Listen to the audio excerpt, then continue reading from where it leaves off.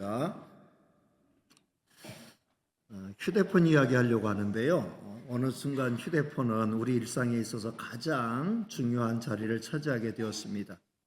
휴대폰은 이름 그대로 늘 휴대하고 다니죠. 손에서 거의 떠나지 않기 때문에 핸드폰이라고도 합니다. 아침에 눈을 뜨는 순간 가장 먼저 찾는 것이 휴대폰입니다. 휴대폰에 알람 기능이 있기 때문이죠. 밤에 잠들기 전에도 마지막으로 휴대폰을 보고 잠자리에 듭니다. 휴대폰에는 그야말로 우리의 일상과 관련된 모든 기능이 다 들어 있습니다. 모든 최신 뉴스가 다 들어 있습니다. 국내의 모든 뉴스를 가장 빨리 접할 수 있습니다. 방송과 영상 기능 모두 가능합니다. 무엇이든 보고 싶은 영상이 다 들어 있습니다.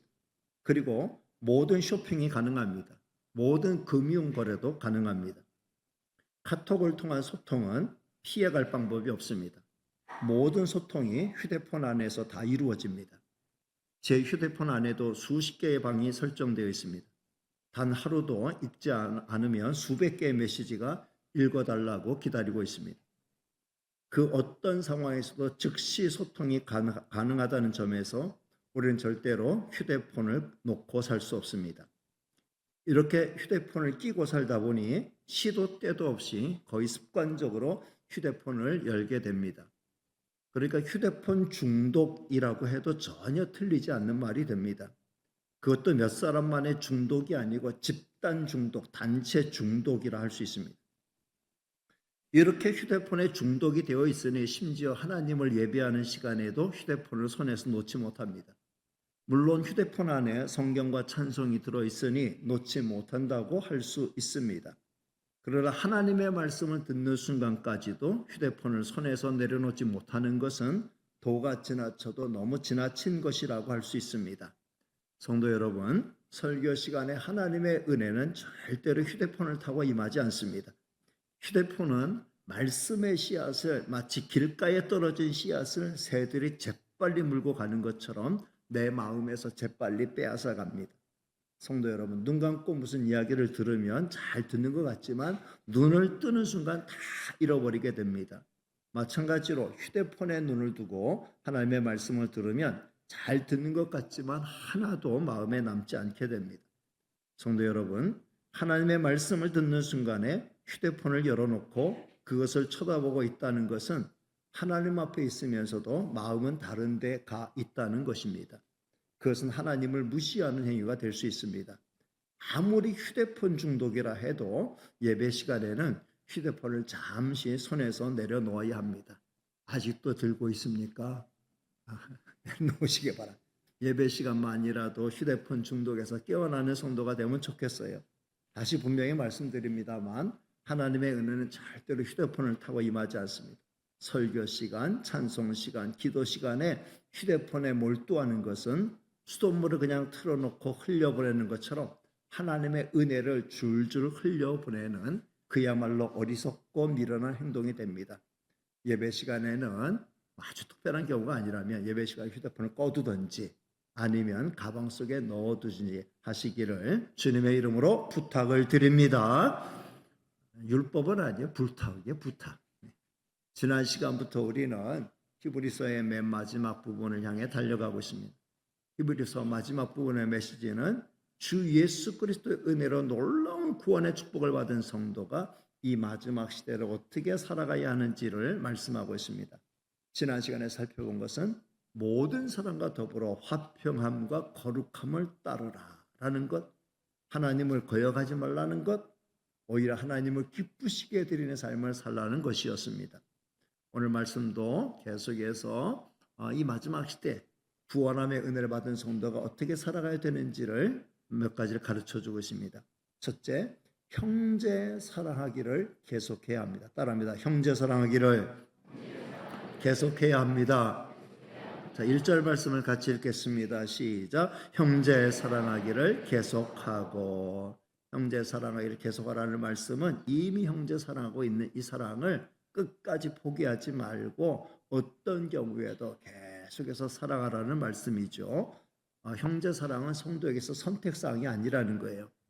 하나님의 말씀을 크게 요약하면 두 가지죠. 예수님이 요약해 주셨잖아요. 첫째는 하나님을 사랑하는 거고 둘째는 이웃을 사랑하는 거라 말씀하여 주셨습니다. 근데 이 하나님 사랑하는 것과 이웃 사랑하는 것은 분명히 구분이 되지만 그러나 사실은 같이 가는 겁니다.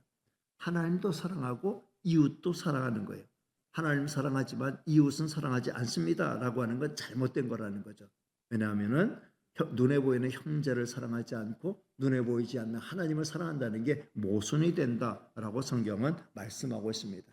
눈에 보이지 않는 하나님 사랑하는 것처럼 눈에 보이는 이웃을 형제를 사랑해야 된다라고 말씀하죠. 우리는 갚을 수 없는 하나님의 은혜를 힘입고 살아가는 사람들이잖아요. 따라서 마음과 뜻과 목숨 다해 나를 사랑하신 나를 구원하신 하나님을 사랑하고 그 은혜와 사랑을 받은 자답게 내 주변의 이웃들을 살피며 사랑해야 된다라고 말씀하고 있습니다. 형제 사랑하기를 잘하는 성도들 다 되시기를 주님의 이름으로 축복합니다. 두 번째는 손님 대접하기를 잊지 말아야 합니다. 따라합니다. 손님 대접하기를 잊지 말아야 합니다.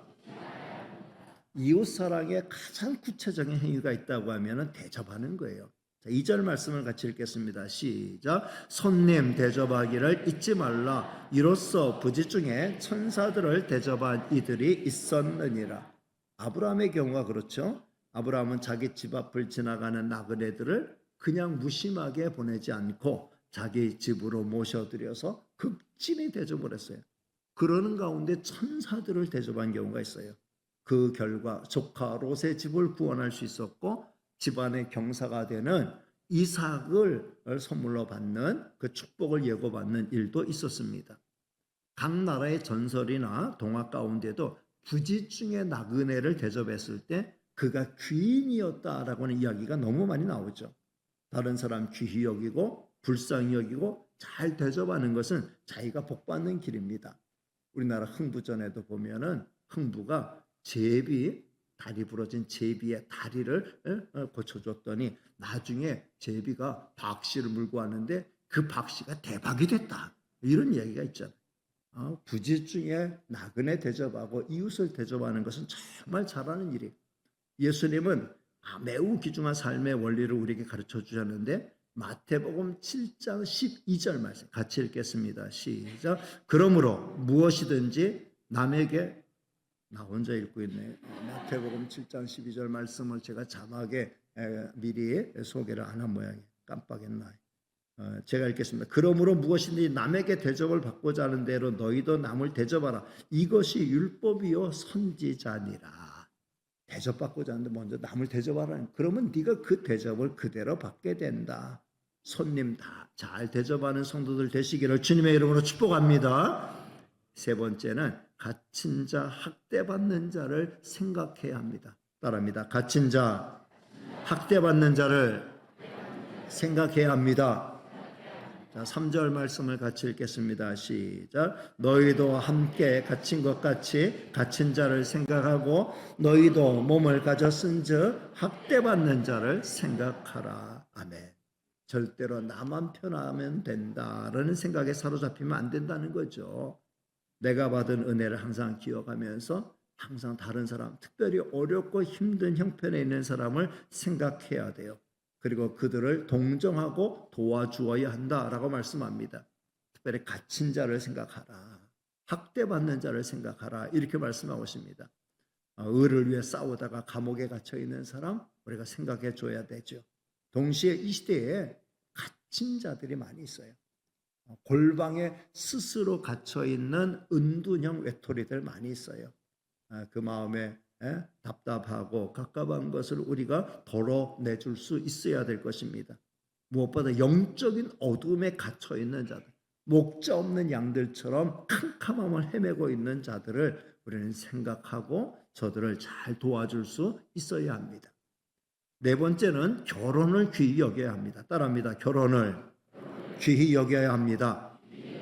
4절 말씀을 같이 읽겠습니다. 시작. 모든 사람은 결혼을 귀히 여기고 침소를 더럽히지 않게 하라. 음행하는 자들과 간음하는 자들을 하나님이 심판하시리라. 아멘. 지금 시대는 결혼 잘 하지도 않고 또 결혼은 그렇게 귀히 여기지도 않는 시대로 자꾸 바뀌어가고 있습니다. 절대로 잘하는 일 아니에요. 절대로 좋은 방향으로 나가고 있는 게 아닙니다. 결혼은 귀히 여기고, 그리고 혼인한 서약, 혼인 때 한 서약을 아주 귀히 여기고 잘 지켜나갈 수 있어야 됩니다. 부정함으로 인하여서 가정이 깨뜨려지는 이런 일이 생기지 않도록 조심해야 되지요. 가정의 소중함에 대해서는 내년에 제가, 금년은 예수님을 닮자가 우리 표어였잖아요. 내년은 가정천국을 이루자가 표어예요. 가정천국 이루자는 걸 가지고 내년에 제가 많이 말씀을 드리려고 하니까 그때 가서 자세히 다루도록 하겠습니다. 다섯 번째는 돈을 사랑하지 말고 있는 바를 족한 줄로 알아야 합니다. 따라합니다. 돈을 사랑하지 말고 있는 바를 족한 줄로 알아야 합니다. 5절 말씀을 같이 읽겠습니다. 시작. 돈을 사랑하지 말고 있는 바를 족한 줄로 알라. 그가 친히 말씀하시기를 내가 결코 너희를 버리지 아니하고 너희를 떠나지 아니하리라 하셨느니라. 아멘. 돈을 사랑하지 말라. 돈의 노예가 되지 말라는 거예요. 우리가 돈을 쫓아가면 돈은 귀신같이 그걸 알아차리고 우리를 자기의 노예가 되도록 만들어버려요. 돈 앞에 꼼짝 못하는 존재가 되도록 만들어갑니다. 돈은 우리가 쫓아가는 대상이 아니에요. 우리가 가는 길에 돈이 쫓아올 수 있도록 그렇게 만들어야 돼요. 내가 돈을 바라고 돈을 쫓아서 어떻게든 돈 하면서 그렇게 살지 말고 내 앞에 계신 하나님 바라보면서 믿음의 길을 바르게 걸어가다 보면은 하나님이 내 뒤로 돈이 따라오게 하시는 거예요. 돈을 쫓아가는 게 아니라 돈이 나를 쫓아오게 해야 돼요. 돈이 나를 쫓아오게 하는 가장 좋은 방법이 뭐냐? 야고보서 1장 16절과 17절 말씀을 주목해 보시기를 바랍니다. 자, 같이 읽겠습니다. 시작. 내 사랑하는 형제들아 속지 말라. 온갖 좋은 은사와 온전한 선물이 다 위로부터 빛들의 아버지께로부터 내려오나니 그는 변함도 없으시고 회전하는 그림자도 없으시니라. 내 사랑하는 형제들아 속지 말아라. 온갖 좋은 은사, 온전한 선물, 거기에 돈들도 재물도 다 포함되어 있죠. 이게 다 어디에서 오느냐? 땅에서 솟아나는 게 아니라는 거예요. 다 위로부터 빛들의 아버지 하나님께로부터 내려오는 거다. 하나님이 내려주시고 하나님이 부어주셔야 되는 것이다. 아무리 내가 발벗고 키를 쓰고 아둥바둥 쫓아다녀도 하나님이 위에서 허락하지 아니시고 하나님 위에서 내려주지 아니하시면 소용이 없다는 거예요. 그러니까 돈을 쫓아가지 말고 의를 쫓아가고 하나님을 쫓아가다 보면은 하나님 필요한 우리의 모든 일상에 필요한 것들을 다 채워주시는 것이다. 이 믿음을 가지고 살아가는 성도가 되라 이렇게 말씀하는 겁니다. 성도 여러분, 저와 여러분은 하나님 앞에 선한 청지기가 돼야 되죠. 달란트 비유를 보면 착하고 충성된 종이 돼야 5달란트 받은 자가 즉시 가서 그것을 장사하여 또 5달란트 남고 2달란트 받은 자가 즉시 가서 장사하여 그것으로 또 2달란트를 남기듯이 하나님이 우리에게 주신 달란트, 기회, 재물을 가지고 우리는 성실하게 부지런함과 신실함으로 살아가야 돼요. 이번에 젠슨 왕이 우리나라 타락하면서 쇼 그거 뭐지 유재석 나오는 쇼 유퀴즈 이름이 갑자기 왜 머리가 돌대가리가 됐나 갑자기 유퀴즈 쇼 거기에 젠슨 왕 인터뷰하는 거 이렇게 봤는데 아주 재밌게 봤어요. 보니까는 최선을 다한다. 모든 일에 100% 최선을 다한다. 끝까지 자기는 그렇게 살아갈 거다. 그런 이야기 정말 삶에 아주 참 진실하고 신실한 그리고 자기만 잘 되는 게 아니라 모든 사람도 잘 되기를 바라는 그 중심으로 살아간다라고 하는 그 이야기를 들을 때 정말 큰 사람이 그냥 큰 사람이 아니구나 이런 걸 많이 깨달았습니다. 우리도 하나님 앞에 주신 기회를 따라서 최선을 다하여 살아야 되죠. 그러나 투기와 투자는 구분할 수 있어야 돼요. 청지기, 선한 청지기는 그걸 투자했어요. 5달란트 가지고 바로 가서 즉시 장사했다는 거 투자했다는 거잖아요. 2달란트 가지고 바로 장사했다는 건 투자했다는 거잖아요. 그리고 거기에 자기의 성실함과 진실함을 다하였기 때문에 그 이상의 배의 수익을 거둘 수 있었던 거죠. 그러나 투기는 뭡니까? 투기는 부동산을 투기하든지 주식을 투기하든지 하는 것은 마치 게임하듯이 노름하듯이 일확천금을 바라는 거예요.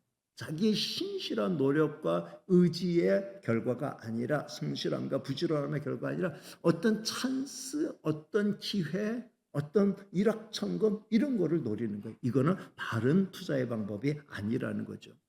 성도 여러분, 우리는 선한 청지기가 돼야 돼요. 우리에게 맡겨진 돈을, 재물을 잘 써야 합니다. 돈은 문자 그대로 잘 돌게 해야 돼요. 그래서 돈이에요. 소비가 미덕이라는 말이 있습니다. 모든 경제는 생산과 소비가 균형을 이루어야 됩니다. 생산만 하고 소비가 안 되면 그러면 생산할 이유가 없어지는 거고, 그럼 경제가 마비가 되는 거죠. 물론 과소비는 문제예요. 과소비는 뭡니까? 과소비는 다른 사람이 소비해야 될 것까지 내가 끌어당겨서 내가 소비하는 거예요.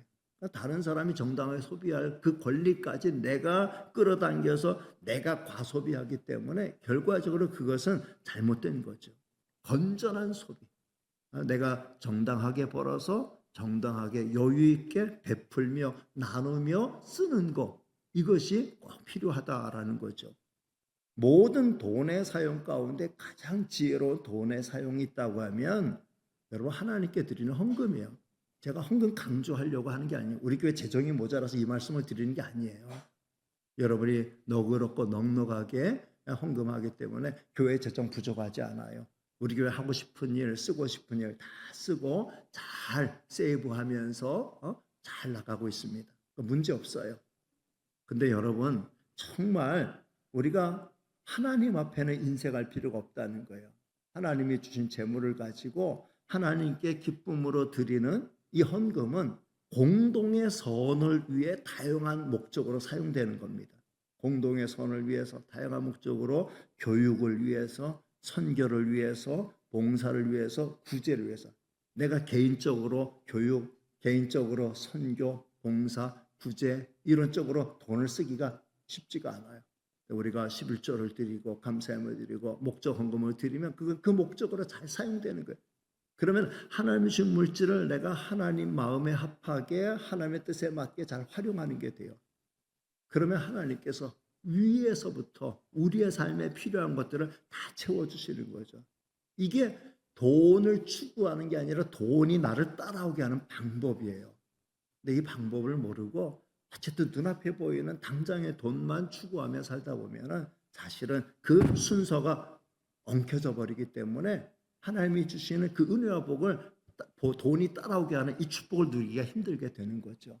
그래서 선한 청지기 되어서 정말 하나님 중심으로 하나님 기뻐하시는 쪽으로 일하시고, 그리고 하나님 기뻐하신 쪽으로 돈을 잘 활용할 줄 아는 이런 지혜로운 성도가 되시기를 주님의 이름으로 축복합니다. 여섯 번째는 사람을 무서워하지 말아야 합니다. 따라합니다. 사람을 무서워하지 말아야 합니다. 자, 6절 말씀을 같이 읽겠습니다. 시작. 그러므로 우리가 담대히 말하되 주는 나를 돕는 이시니 내가 무서워하지 아니하겠노라. 사람이 내게 어찌하리요. 아멘. 내가 담대히 말하는데 주께서 나를 도와주신다. 그러니 사람을 무서워하실 필요가 없다. 사람 무서워. 사실 이 세상을 살면서 가장 무서운 게 사람이지요. 인류를 파멸로 몰고 간 주범이 사람이에요. 인간관계를 파괴하고 미움과 다툼과 분열과 전쟁을 끊임없이 발생시키는 주범이 사람이에요. 한 사람으로 인하여 가정이 순식간에 지옥으로 변해요.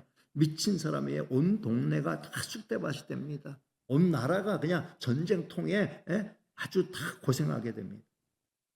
그러나 엄밀하게 말해서 모든 사람은 두려움의 대상은 아니에요. 불쌍히 여김의 대상이고 사랑의 대상이에요. 우리는 모든 영혼을 불쌍히 여기는 마음을 근본적으로 가지고 있어야 됩니다. 사람은 처음부터 삐뚤어지는 게 아니에요. 백지자처럼 순수한 어린 마음에 이런저런 상처가 계속해서 가해질 때에 상처가 덕지덕지 그를 계속해서 덮어버릴 때 삐뚤어진 인간이 되는 거죠. 따라서 성도는 이렇게 삐뚤어진 사람을 미워하지 말고 불쌍히 여겨야 돼요. 두려워할 필요는 더 이상 없습니다. 어떻게 해서든 그리스도의 사랑으로 조금씩 치료될 수 있도록 도와주어야 합니다. 마태복음 10장 28절 말씀을 띄워드립니다. 시작. 몸은 죽여도 영혼은 능히 죽이지 못하는 자들을 두려워하지 말고 오직 몸과 영혼을 능히 지옥에 멸하실 수 있는 이를 두려워하라. 아멘. 예수님 말씀이에요. 몸은 죽여도 영혼 죽이지 못한 사람 두려워할 것 아니라는 거예요. 사람은 두려움의 대상이 아니에요. 여러분 사람 앞에 벌벌 떨지 마세요. 아무리 그냥 눈을 뾰족하게 뜨고 손으로 째려본다고 해서 쫄리지 마세요. 사람은 내 영혼을 어떻게 하지 못해요. 불쌍히 여기는 오히려 불쌍히 여기는 마음이지. 그를 위해서 기도하고 이 영혼을 불쌍히 여겨 주옵소서. 여러분이 순간 기도하면 두려움이 사라져요. 아무리 여러분을 무섭게 하는 사람이라도 주여 저 영혼을 불쌍히 여겨 주옵소서. 은혜 베풀어 줘. 기도하고 눈을 뜨면은 그 사람이 나를 바라보는 게 달라지고 내가 그 사람 바라보는 눈이 달라지게 되는 거예요. 사람 두려워하지 마세요. 두려움이 찾아오면 기도하세요. 하나님의 은혜와 능력을 힘입고 그 영혼을 오히려 불쌍히 여기세요. 그럼 여러분은 이미 그 사람 위에 서 있는 거예요. 불쌍히 여기는 마음을 갖는 순간 이미 나는 그 사람 위에서 그 영혼을 내가 보듬고 있는 거예요. 그러면 이미 두려움은 사라지게 되고 이기게 되는 겁니다. 성도 여러분, 사람 미워하지 말고 두려워하지도 말고 오직 모든 사람보다 능력 있는 하나님을 더 신뢰하고 하나님을 따라가는 저와 여러분 다 되시기를 주님의 이름으로 축복합니다. 마지막 7번째, 선조들의 믿음을 본받아야 합니다. 따라합니다. 선조들의 믿음을 본받아야 합니다. 자, 7절 말씀을 같이 읽겠습니다. 시작. 하나님의 말씀을 너희에게 일러주고 너희를 인도하던 자들을 생각하며 그들의 행실의 결말을 주의하여 보고 그들의 믿음을 본받으라. 아멘. 하나님의 말씀을 너에게 일러주고 영적으로 인도하던 자들을 잘 생각해 보라. 이렇게 말씀합니다. 간단하게 말하면 목사님 잘 바라보고 생각해 보라는 거죠.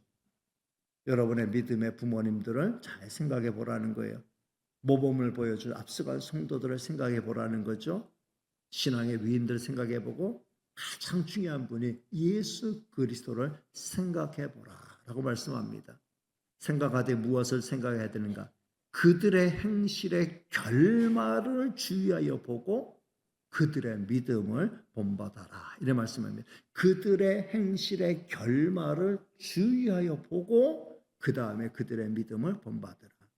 여기서 그들의 행실의 결말을 주의하여 보고라고 했어요. 과정보다 중요한 게 결과라는 거예요. 결과. 마침표를 어떻게 찍느냐 이게 중요하다라는 거죠.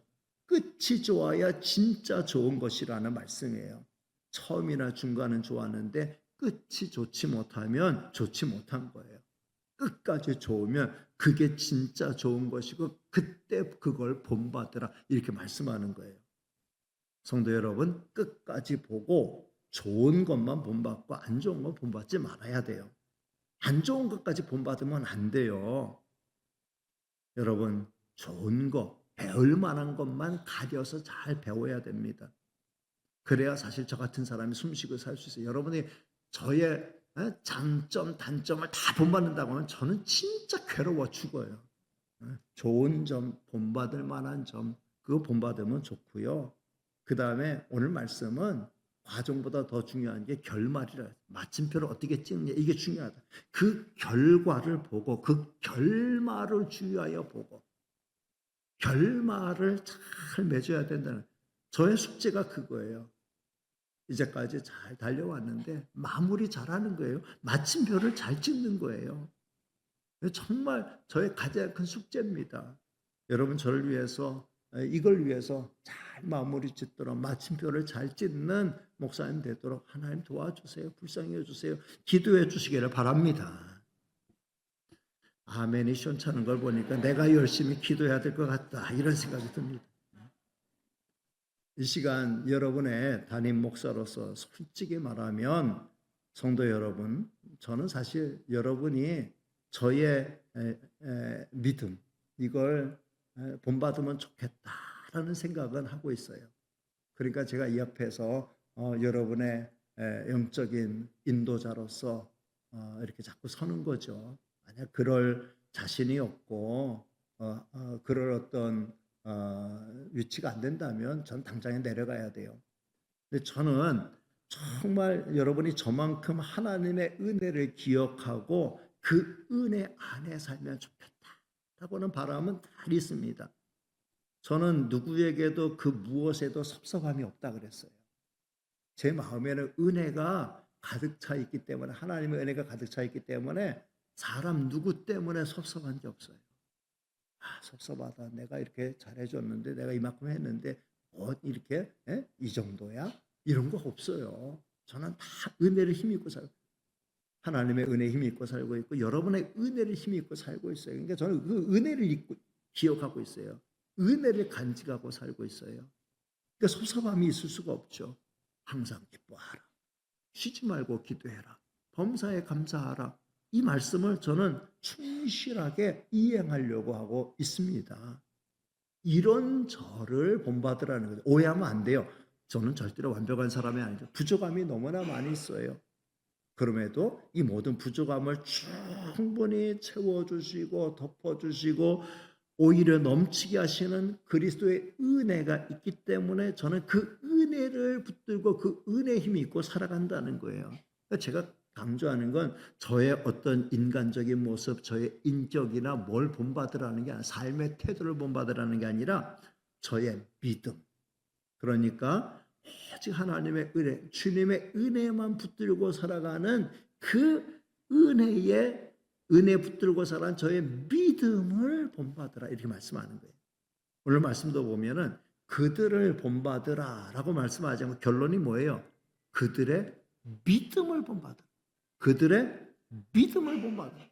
그들의 성격, 말, 행동 이런 걸 본받으라 하지 않고 정확히 그들의 믿음을 본받으라. 그들의 행실의 결말을 보고 그들의 믿음을 본받으라, 이렇게 말씀하고 있어요. 물론 믿음과 삶은 분리되는 건 아니죠. 믿음은 분명히 삶으로 드러나고 나타나는 거예요. 그렇지만 중요한 핵심은 믿음이에요. 저는 감히 여러분에게 믿음을 본받으면 좋겠다.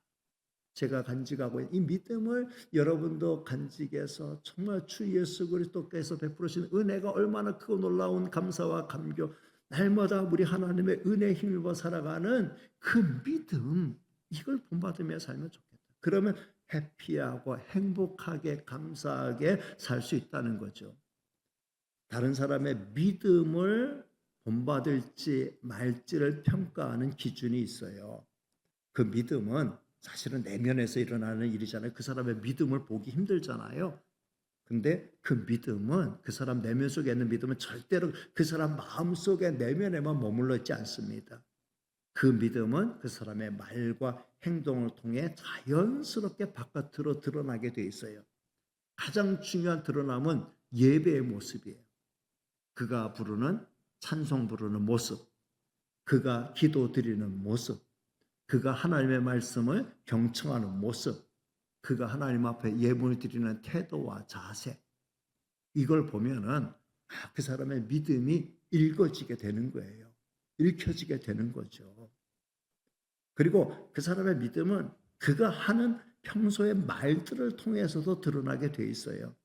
예수님을 자기의 구주로 진실로 믿고 있는 사람인지, 정말 주님의 은혜를 붙들고 살아가는 사람인지, 그가 하는 말 중에 주님은 전혀 드러나지 않고 자기만 드러난다고 하면은 그가 진실한 주님의 사람인지는 조금 체크해 봐야 돼요.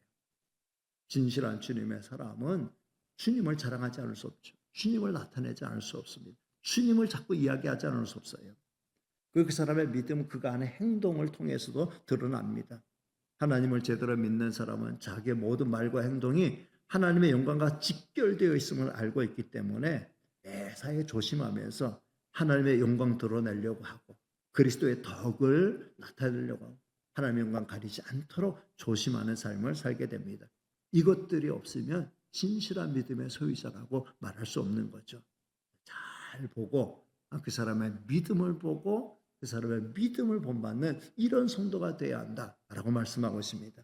말씀을 맺습니다. 저는 오늘 7가지 이 마지막 시대를 살아가야 되는 성도의 모습을 히브리서 13장 1절로 7절까지 말씀을 통해서 말씀드렸어요. 첫째는 이웃을 사랑해야 된다. 둘째는 손님 대접하기를 잘해야 된다. 세 번째는 갇힌 자, 학대받는 자를 잘 생각해야 된다. 넷째는 혼인을, 결혼을 귀히 여겨야 된다. 다섯 번째는 돈을 사랑하지 말아야 된다. 그리고 여섯 번째 사람 무서워하지 말아야 된다. 마지막 믿음의 선조들을 본받아야 된다. 그들의 믿음을 본받아야 된다. 영적인 지도자들의 믿음을 잘 본받아야 된다라는 말씀드렸어요. 그렇게 살기를 힘쓰는 저와 여러분 다 되시기를 주님의 이름으로 축복합니다. 우리 찬송